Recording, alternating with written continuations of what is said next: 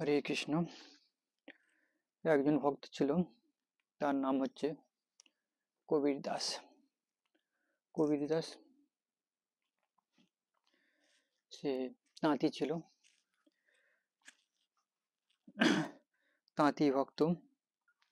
তো তাঁতি ভক্ত সে কাপড়ে সেলাই করে তা বাজারে নিয়ে বিক্রি করে তার চাল ডাল আটা ময়দা সুজি তরকারি খরিদ করতো, কিনে নিয়ে আসতো, এসে হাত করতো। তো একদিন কি হয়েছে, সেই রকম কাপড় সেলাই করে বাজারে বিক্রি করতে গিয়েছে এক শান্ত সাধু এসেছে, বলছে কবির দাস, আমার তো লেঙ্গুটি নেই, কৌপিন নাই, তো কৌপিনের জন্য তো কাপড় দরকার, একটু কাপড় দাও না। তো কবির দাস বলল ঠিক আছে। তার স্থান থেকে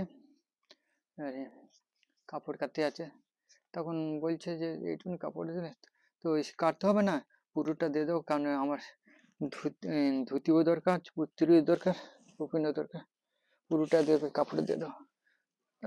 কবির দাস ভাবলো যা সাধু মহারাজ এসেছে, যা দিয়ে দিই, ওনার ইচ্ছা হয়েছে, চাইছে দিয়ে দিই, পুরো কাপড়টা দিয়ে দিয়েছে। আর এদিকে তো বাড়িতে ছেলেমেয়েরা, কবির দাস ছেলেমেয়ের বউ স্ত্রী ভাবছে যে মানে ওর বাবা নিয়ে আসবে, খাবার নিয়ে আসবে বাজার থেকে, খাবে, কিছু নিয়ে আসে। এদিকে কবির দাস গিয়েছে যে আমি তো কাপড়টি দিয়ে দিলাম, সাধুকে দান করে দিলাম, আর কিছু নাই, বাজার হাট করার, কি করবো, কিছু কিনে নিয়ে যেতে তোরা না। তখন সে জঙ্গলে চলে গেছে, জঙ্গলে গিয়ে রাম রাম জপ করছে, রাম রাম রাম রাম রাম রাম করে জপ করতেছে। এদিকে ভগবান রামচন্দ্র ভাবছে যে ও তোর সংসারে তো সমস্ত ছেলেমেয়েরা সে না খেয়ে তো সব রয়েছে, কি করবো।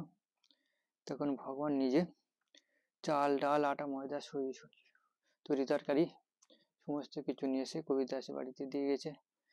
বলছে এত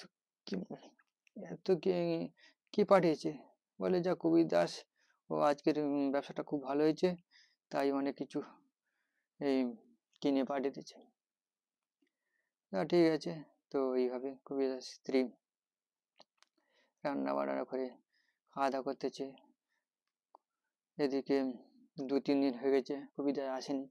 2-3 দিন পর কবির দাস যখন বাড়িতে ফিরে এসে দেখছে যে ছেলে মেয়েরা সবাই ঠিক আছে, আনন্দে খাওয়া দাওয়া করছে, সবাই আনন্দে আছে। বলে কি ব্যাপার, কি সবাই আনন্দে খাওয়া দাওয়া করছে, যে না তুমি তো